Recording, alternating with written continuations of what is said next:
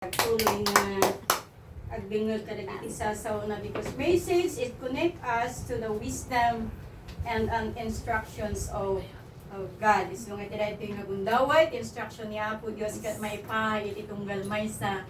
Kada tayo saan lang nga para iti maysa, saan lang nga para kanya kung maipaay kanya tayo amin madaydayaw iti Diyos. Tapno saan tayo nga agbayag kakapsat, o kuradin nyo iti Biblia iti 1 John chapter 5 verse 13. Iti 1 John chapter 5 verse 13. Para niyo dagiti sagana yo dagiti Biblia yung kakabsat dahil marami tayong verses na babasahin ngayon. So medyo mahaba-haba ang mensahe natin ngayon, so I hope na walang makatulog, walang maburing, no? Lahat gising ang pakiramdam natin, Amen. gising ang ating mga mata. Amen. So ayusin natin ang ating pagkakaupo, hindi para sa matulog, pero para makinig sa salita ng Panginoon. Amen. 1 John chapter 5 verse 13. As to iti mabasa kakabsat, makipagbasa kayo kanyak mabawin ka din iti matmatayon. These things I have written to you who believe in the name of the Son of God, that you may know that you have eternal life, in that you may continue to believe in the name of the Lord, of the Son of God. Lahat po tayo tumayo at sabay-sabay nating basahin ang salita ng Panginoon. Let's all arise. 1, 2, 3, go. These things I have written to you who believe in the name of the Son of God, that you may know that you have eternal life, in that you may continue to believe in the name of the Son of God. Glory to your name, O God. Yes, Glory Lord. to your name. Madayaw ka, O Diyos, madayaw ka. Apo iti dahito yung oras. Apo nagiti saom na ibansan tinagtitingan ni Apo iti dahito yung agundaway. Apo, limitasyon ti panakaawat ti anak mo, Apo. Limitasyon ti kabailak nga aramiden. Ngam Lord, agtalikak ti Espiritu Santo, ng isung agtrabaho ti nagtitingan ni Apo iti dahito yung aldaw. Apo, luktam dagiti lapayag mi nga ni Espirituan. Hallelujah. Luktam dagiti panakaawat mi nga ni Espirituan. Amen. Luktam dagiti puso tunggal may sa Dios. Yes, Tapnon dagiti saom madda kadi nga maawatan mi. Dagiti saom madda kadi Apo nga maawatan mi Apo Dios. Kat dagiti saom may karga kadagiti puso mi. Tapnon dagito nga saom Apo isudat agbalin nga inspirasyon mi. Ngagtuloy nga mamati ken nagserbi ken Yes, ka O Dios. Lord. Hallelujah. Mangusap ka Panginoon sa oras na ito sa puso ng bawat isa sa amin. Agyaman kami ken ka O Dios. Italo ko dagito nga saom ken ka Apo. Uray pa iti anak mo nga sarem Apo Dios. Among Apo ti kinataok. Among O Dios ti limitasyon ko. Ngam Lord God ilingan nak iti krus mo nga naibisay ti Bantay Kalbaryo. Tapno nawapo san kadi nga ti kinataok ti makita dagito nga kakabsat. San kadi nga ti kinakapoy ko ti makita dagito nga kakabsat. Ngam ti dayag mo pagranag iti dayto nga disto. Kat si Apo ti pagfukusan dagiti panunot kin puso mi ti dayto nga aldaw. Agyaman kami Apo, agyaman kami. Bindusyunam dagiti som, bindusyunam tunggal may sa kada kami nga dingan. Itinagan ti Ama anak ken Espiritu Santo dinawat ko amin dagitoy. Amen. Nabalin tayo ti agtugaw kakabsat. Amen. Amen. Ang title ng message natin sa araw na ito is The Assurance of Salvation. Kaya sabi ko kanina, ihanda natin ang ating mga Biblia kasi marami tayong mga verses na babasahin kaya medyo matagal-tagal tayo. But I hope na walang maburing, walang makaidlip. Pero ang pakiramdam natin is buhay na Amen. buhay sa pakikinig ng mga salita ng Amen. Panginoon. The Assurance of Salvation. Sa ating mga mananampalataya, lahat tayo, ang desire natin is may katiyakan ng ating mga kaligtasan, di po ba?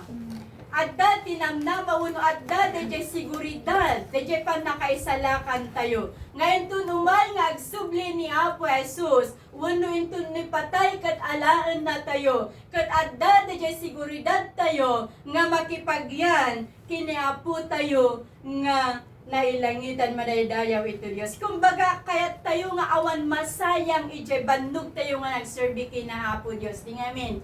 Kaya tayo nga ijay bannog tayo nga namati, nagpamati kinagserbi kini Apo Dios ket adda seguridad na. Adda DJ assurance tayo nga inton no umay ni patay, wano inton umay ti Apo, ket adda DJ assurance tayo nga makipagnaan kini Apo Jesus. Ngam ti assurance ti panakaisalakan kakabsat, ket saan tayo nga magunudan no awan ti aramidon tayo, ding amin. Saan tayo nga magunudan, DJ assurance ti panakaisalakan tayo no adda tayo laeng nagtugtugaw nga nakamulagat. Di po ba?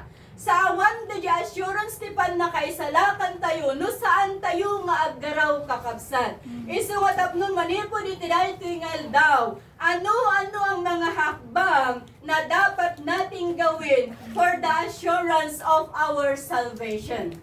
Ano-ano ang mga hakbang na dapat nating gawin for the assurance of our salvation? Una, sabi dito, we have the assurance of salvation or eternal life if we believe in the name of the Son of God. Na alam na natin kung sino ito, kung sino ang tinutukoy dito na anak ng Diyos, na walang iba kundi ang Panginoong Jesus, na kailangan nating paniwalaan na siya ang nag-iisang anak ng Diyos na tumubos sa ating mga kasalanan. Na dapat nating paniwalaan na si Jesucristo ang nag-iisang anak Diyos na nagbigay sa atin ng buhay. Nagbigay sa atin ng kalayaan mula sa kasalanan. 1 John chapter 4 verse 15. Ang sino mang nagpapahayag na si Jesus ay anak ng Diyos, ang Diyos ay nananahan sa Kanya at siya'y sa Diyos. Sa 1 John chapter 5 verse 1, sabi dito, everyone who believes that Jesus is the Christ has been born of God, and everyone who loves the Father loves whoever has been born of Him. And verse 5, sabi dito, 1 John chapter 5, verse 5, who is it that overcomes the world except the one who believes that Jesus is the Son of God? So, walang katiyakan ang ating kaligtasan without an earnest faith in Jesus Christ that confesses Him as God's Son. So, we must believe that Jesus Christ is the Son of God. That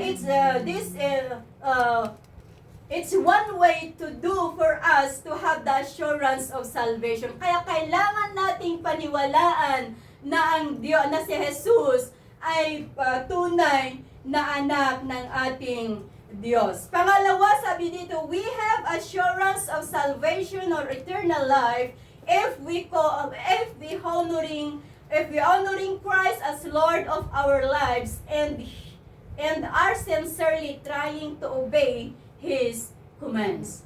Amen? And 1 John chapter 2 verses 3 to 5, and by this we know that we have come to know Him if we keep His commandments. Chapter verse 4, whoever says, I know Him, but does not keep His commandments is a liar. And the truth is not in Him. Verse 5, but whoever keeps His word, in Him truly the love of God is perfected. By this we may know that we are in Him. May mga tao, maraming mga tao na nagsasabi na kilala nila si Jesus. Pero hanggang pangalan lang na Jesus. Hindi nila kilala kung sino talaga ang sinasabi nilang Jesus. Sa ating mga mananampalataya, marami ang nagsasabi sa atin na kilala natin ang Diyos, mahal natin ang Diyos, pero the question is, maraming hindi sumusunod sa Kanyang mga utos. Amen?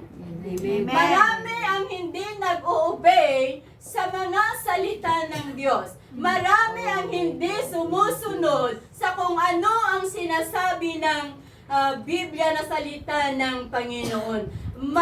We are proud pa na sabihin natin na I love God, I know God, but the problem is hanggang doon lang tayo.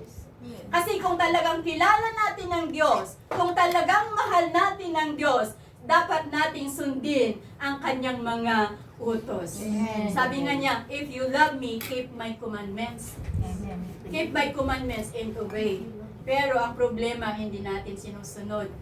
Kaya yung sinasabi nating love, pero may question mark doon. May question mark doon, ang Panginoon lang ang nakakaalam.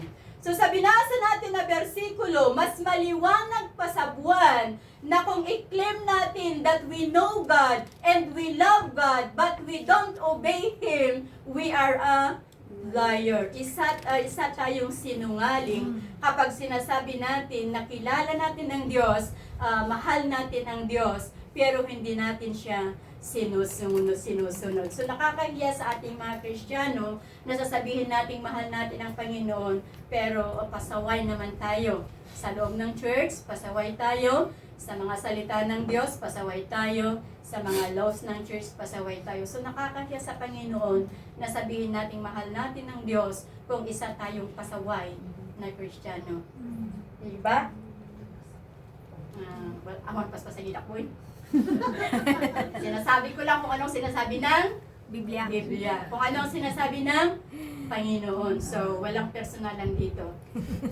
Yung sinasabi ko ay salita ng Panginoon. So, bato-bato sa langit ang matamaan ay mag-change. Amen? Amen. So, kung matamaan tayo, magbago na tayo habang may oras pa, di ba? Amen. Pag manatamaan tayo, magbago na tayo habang hindi pa darating si Kristo. Kaya nga binibigyan niya tayo ng pagkakataon para iayos natin ang ating mga buhay. Para pagdating niya, we are ready to meet Him in the air. Amen? Amen. Tanari pati mabukulan na sakit. Kaya wag lang nating sabihin na mahal natin ang Diyos. Wag lang nating sabihin na kilala natin ang Diyos. Dapat nating sabihin, kilala natin, mahal natin, at dapat nating sundin ang kanyang mga utos. And one more thing, and if we claim that we are in Him, sabi dito, we must walk as Jesus did. So makipagnatayo kini Apo Jesus, no magnatayo kas iti panagna ni Apo Jesus, no i-claim tayo nga adda tayo ken kwa na madaydayaw iti Apo. The next one is we have assurance of eternal life if we love the Father in the Son rather than the world, and if we overcome the influence of the world. Yan na naman ang matindi.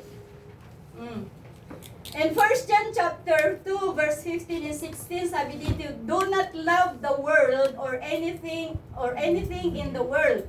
If anyone loves the world, the love of the Father is not in him. For everything in the world, the cravings of sinful men, the lust of his eyes, and the boasting of what he has in does, comes not from the Father, but from the world. So, ang word na sinasabi dito sa binasa natin, refers to the evil system controlled by Satan that leads us away from worship God.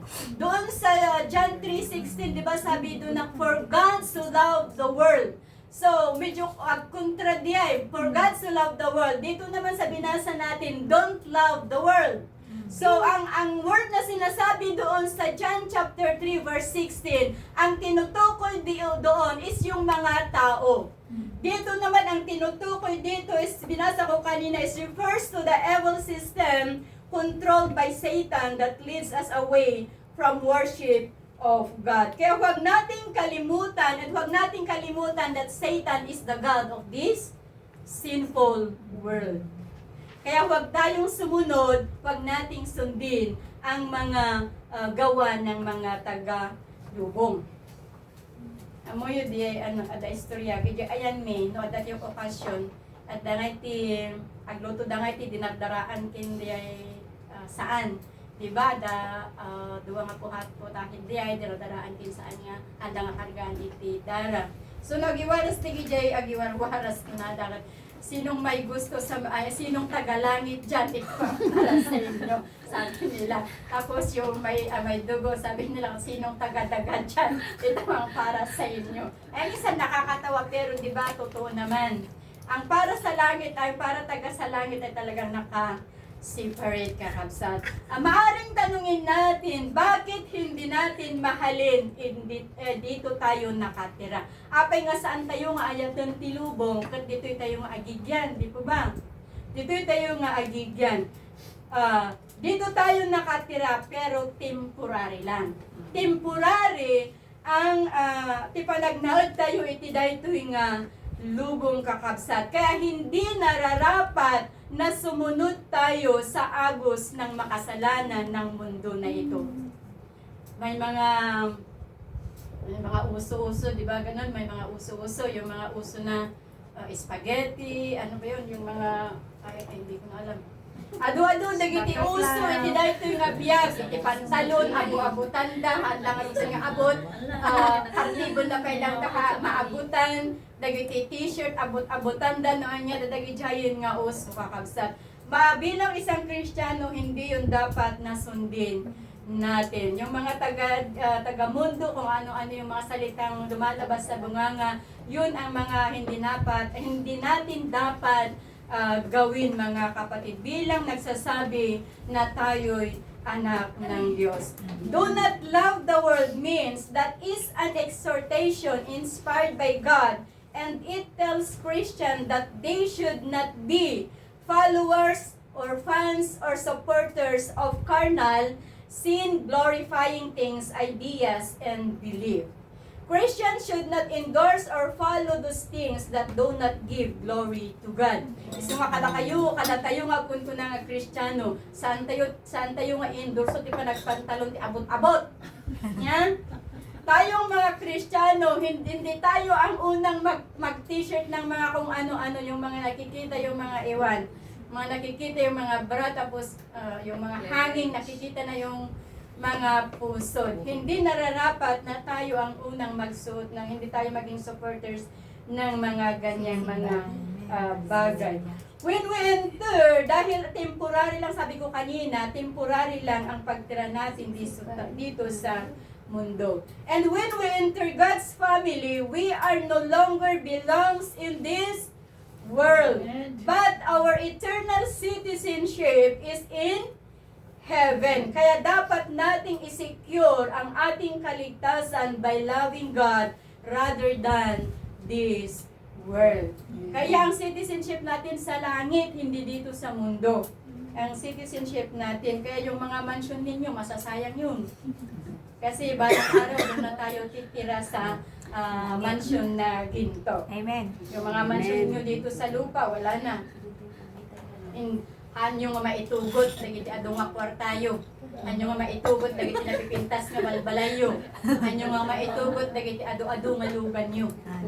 So nga dagita, igatan nyo di ado nga lugan nyo. Itulong nyo na lang sa mga misyon. Amen! Tulungan na lang natin yung mga misyon. Nagmi-misyon sa mundong ito. Ado dagita kasapulan iti finances, kadagiti missionaries tayo kakabsat. Ado dagiti kasapulan iti finances, kadagiti evangelist tayo maladayaw iti Apo. Kaya huwag nating i-secure ang ating buhay dito sa mundo. Ang i-secure natin ang buhay natin sa langit. Amen? In Romans chapter 12 verse 2, do not conform any longer to the pattern of this world, but be transformed by the renewing of your mind. Then you will be able to test and approve what God's will is, His good, pleasing, and perfect will. Dito tayo nga mapaniknikan kakabsat nga ayat ni Apo Dios na isingsingayan. So agbalintay ko mga rod nga makaayayo iti sangwanan ti Apo ket aramidon tayo dagiti banbanag nga pagayatan na iti biyag tayo maladayaw iti Dios. May sumaruno ko na dito, we have assurance of eternal life if we habitually and persistently practice righteousness rather than sin. Ito na naman. And 1 John chapter 2 verse 29, if you know that He is righteous, you know that everyone who does what is right has been born of Him. And 1 John chapter 3 verses 7 to 10, little children, let no one deceive you. He who practices righteousness is righteous, just as he is righteous. He who sins is of the devil, for the devil has sinned from the beginning. For this purpose, the Son of God was manifested, that he might destroy the works of the devil. Whoever has been born of God does not sin, for his seed remains in him, and he cannot sin because he has been born of God. In this, the children of God and the children of the devil are manifest. Whoever does not practice righteousness is not of God, nor is he who does not love his brother. Kaya bilang anak ng Diyos, ugaliin at patuloy tayong mabuhay ng matuwid, hindi yung crooked. Sabi niya sa Biblia, matuwid, hindi crooked. Kaya mabuhay tayo ng matuwid. Sa harap ng tao at lalong-lalo na sa harapan ng Diyos. Bakit kailangan nating mabuhay tayo ng matuwid sa harap ng tao? Tao lang naman yun, di ba? Maaring ganun ang tanungin natin. Agpadpada kami mo't nga tao, apay nga agbiaga ka nalintag iti sangwanan na. No, apay gaming kakabsat, ulit-ulit nga ibaga, nga bilang isang mananampalataya, tayo ang mga alphabet na binabasa ng mga taga-mundo. Isang pagkakamali lang, damay lahat ang mga Kristiyano. Kaya dapat tayong mabuhay ng matuwid sa harapan ng mga tao, lalong-lalo na sa paharapan ng Diyos. Because our God whom we serve is righteous, and He created us like His own image. Amen? Pinarsona tayo ni Apo Diyos, kas-casting na. Saan nga dadya? Outside appearance, pero inside. Saan tayo nga amo, no karuprupa tayo ni Apo Diyos itirupa. Ngam, tikunana dito yung pinarsona tayo like His own image, because God is righteous, God is holy. So, dapat bilang isang mananampalataya, bilang isang Kristiyano, dapat tayong mabuhay ng matuwid, mabuhay ng with holiness. Amen? And the next one, number 5, we have assurance of eternal life if we love our brothers and sisters. Ito na naman paulit-ulit na mensahe na naririnig natin. Ang brothers and sisters na sinasabi dito is walang iba kundi lahat tayo. Hindi lang sa biological na kapatid nating lalaki o biological na kapatid nating babae. Pero ang sinasabi dito na brothers and sisters is lahat ng mga tao. Dapat natin silang mahalin. Wala tayong pinipili. Awan de dyan pangruna tayo nga ayaten kakapsat, but we love one another equally as God loves us equally. In 1 John chapter 4 verse 7, dear friends, let us love one another, for love comes from God. Everyone who loves has been born of God and knows God.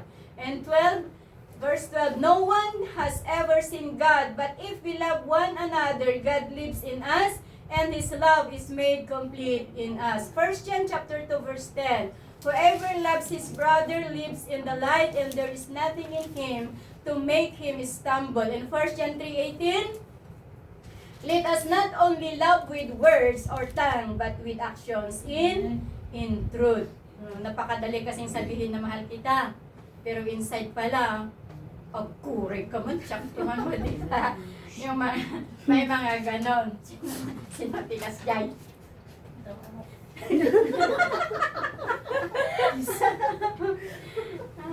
Ipakita natin ang ating pagmamahal sa ating kapwa. Hindi lang sa salita, kundi sa gawa. Amen. At ito yung pagsasawa ko na, danuan niya kano di puso, isutruman, itiniwat. Yung numaminsan kat medyo hangko nga patsyendiay. Kasi ni Satanas kat patsyen na ni Apo Jesus, mabalin na ti agbalin nga anghel, di po ba?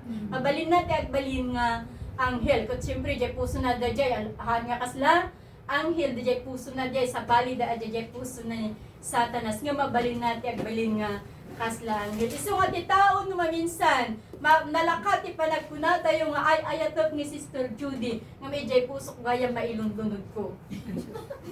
Hindi yung dapat mga kapatid. Why we need to love our brothers and sisters? Because love is the nature of God, and He first loved us. Kaya dapat nating mahalin ang ating mga kapwa. Sabi ko kanina, na walang pinipili, na mahalin natin ang bawat isa equally, at dahil ang Diyos natin ay minahal niya tayo ng pantay-pantay. Walang mas importante sa ating Panginoong Diyos.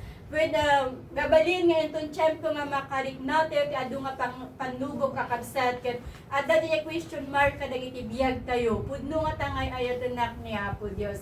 Nga palagip kanya tayo tidayo yung aldaw, nga awan timpang pangruna ni Apo Diyos kadagiti suamin nga pinalsuana. Ni Apo Diyos ay ayatan na tayo ti pantay-pantay, na nakapsot tayo man, napigsa tayo man, napintas tayo man kinsaan, ngam ti panagayat ni Apo Diyos, kat pantay-pantay, kakapsat. Iso nga awan danag, iti tiyempo, iti panagkapo, iti tiyempo, iti bibilag, ay ayatan na tayo ni Apo Diyos, nga pada-pada, kin pantay-pantay, kakapsat. Amen. Number 6, we have assurance of eternal life if we are conscious of the Holy Spirit dwelling in us. In 1 John chapter 4 verse 13, we know that we live in Him and He in us because He has given us of His Spirit. Alam na natin na ang Espiritu Santo is the third person of God. Kadidi nga na pangato ni Apo Jesus, inbaon natin Espiritu Santo, nga isot aglaad, kadagiti biyag tayo, kadagiti puso tayo, nga balin, wano iso na timang liwliwa kada tayo, entun marik na tayo, iti panagladingit, isot mang papigsa kada tayo, iti marik na tayo, iti panagkapoy, isot mangidalan, mangisuro kanya tayo, iti tiyempo nga san tayo nga masurutan, ti aramidon tayo, ken iso na ti mangisuro, iti kararag tayo, no san tayo nga masurutan, iti agkararag kakabsat. Amen. Iso nga ti panagkararag ket saan nga linnaingan, ti panagkararag ket babaan ti panangidalan, iti Espiritu ni Apo Dios kakabsat. Iso nga dati Espiritu nga agnanaad kanya tayo, tapnon isot mangisuro kanya tayo, iti tiyempo nga marigatan tayo kadagiti banbana nga mapaspasaran tayo, iti daytoy nga biag madaydayaw iti Dios. If we have assurance of eternal life, if we are striving to follow Jesus' example and live as He lived. In 1 John chapter 2 verse 6, whoever claims to live in Him must walk as Jesus said. Yung binasa natin kanina, excuse me.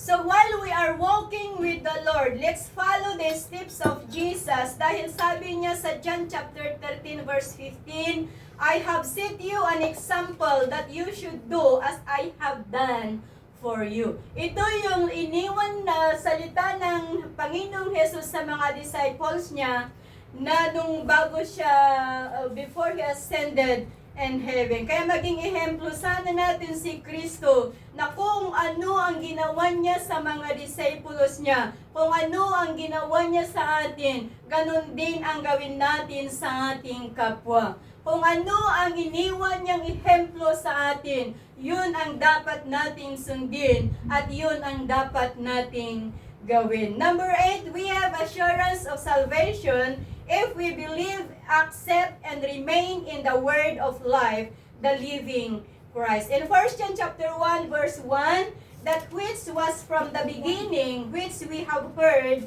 which we have seen with our eyes, which we have looked at, and our hands have touched, these were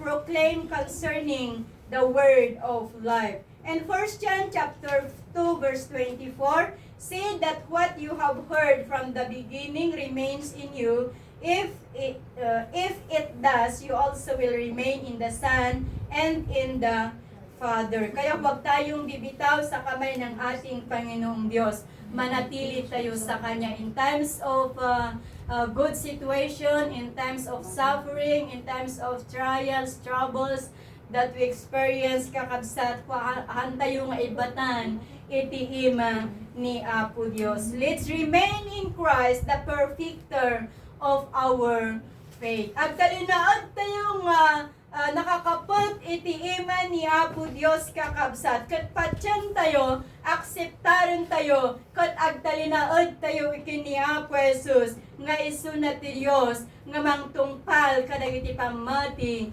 iti tunggal may sa madaydayaw iti Apo.